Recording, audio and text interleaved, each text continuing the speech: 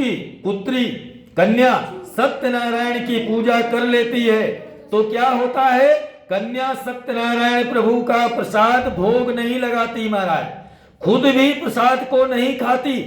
प्रसाद सत्यनारायण का त्याग करके कन्या अपने पति के मिलने की लालसा में तुरंत शीघ्र जो है भागती हुई नदी के किनारे पहुंच गई महाराज। इतने में भगवान नारायण चक्रधारी बंशीधारी तुरंत जो है विचार करते हैं कि कन्या ने मेरे प्रसाद का त्याग किया है, अगर इसके इस पहली गलती पर इसे सावधान नहीं किया जाएगा तो हो सकता है जीवन में बार बार गलती करे।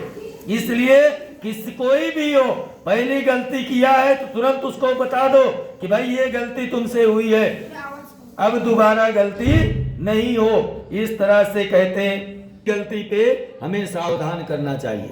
अगर तुम इंतजार करोगे कि अभी इसकी पहली गलती है, जाने दो एक बार, नहीं ऐसा नहीं, फिर उस व्यक्ति का मन बढ़ जाएगा और बार बार गलती करेगा। तो इसीलिए भगवान ने क्या किया, उसके पति को नौका जो धन के साथ भरी हुई है, पति नौका में धन की रक्षा के लिए बैठा है, तो भगवान ने आदृश्य कर दिया, सामने है लेकिन इन सबको दिखना नहीं, बिल्कुल नहीं दिखना। तो कन्या जब देखा कि पिताजी है, माताजी है, नाभिक लोग हैं, लेकिन पति धन दूर दूर तक नहीं दिख रहा है, तो कन्या जोर जोर से विलाप करके रोने लगती है।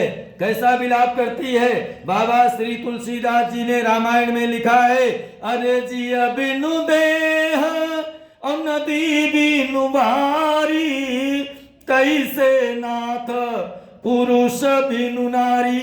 यानी अगर इस शरीर में प्राण है तो शरीर का महाराज मतलब है, अगर गंगा जी में जल है तो उसका मतलब है, अगर जोड़ा है संग संग है तो जीवन में आनंद है। यानी जब प्रत्यक्ष है तभी आनंद है, नहीं तो कुछ नहीं।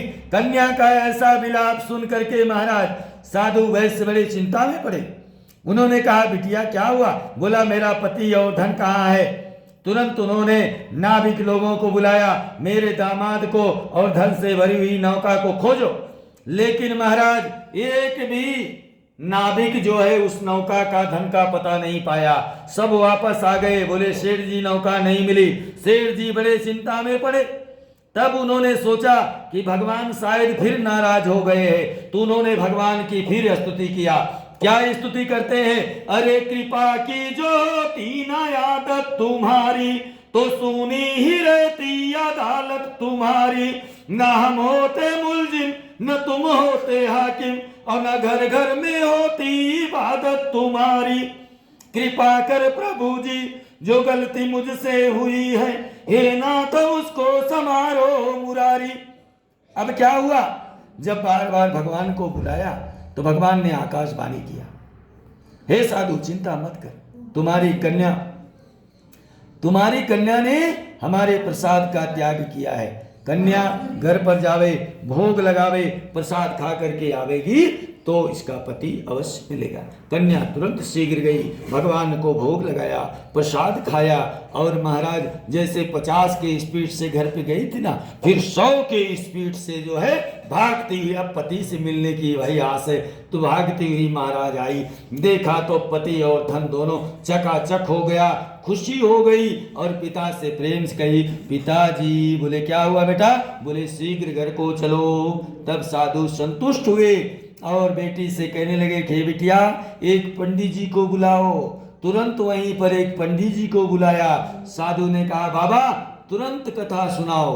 वहीं नदी के किनारे ही साधु ने परिवार के साथ भगवान की कथा सुनते हैं। दामाद से कहते हैं कि बेटा जल्दी से जल्दी धन को लेकर के घर चलो। दामाद ने देखा नौका को तो अपने आप ही महाराज धन आ रहा है बाहर, 10 गुना धन और बढ़ जाता है। दामाद दौड़ कर आया, बोला पिताजी धन तो बहुत ज्यादा नौका में हो गया है। बोले बेटा मैं समझ गया, जो काम मैंने आज किए हैं अगर यही 10 साल पहले मैंने किया होता तो आज मुझे दर दर ठोकर खाने या भटकने की जरूरत नहीं पड़ती। तुरंत जो है अपना धन सामग्री परिवार इष्ट मित्र भाई बंधु को लिया, घर गए, घर में भगवान की भक्ति या जीवन करते रहे, सुख समृद्धि से जीवन जिया, अंत समय भगवत धाम को पाया।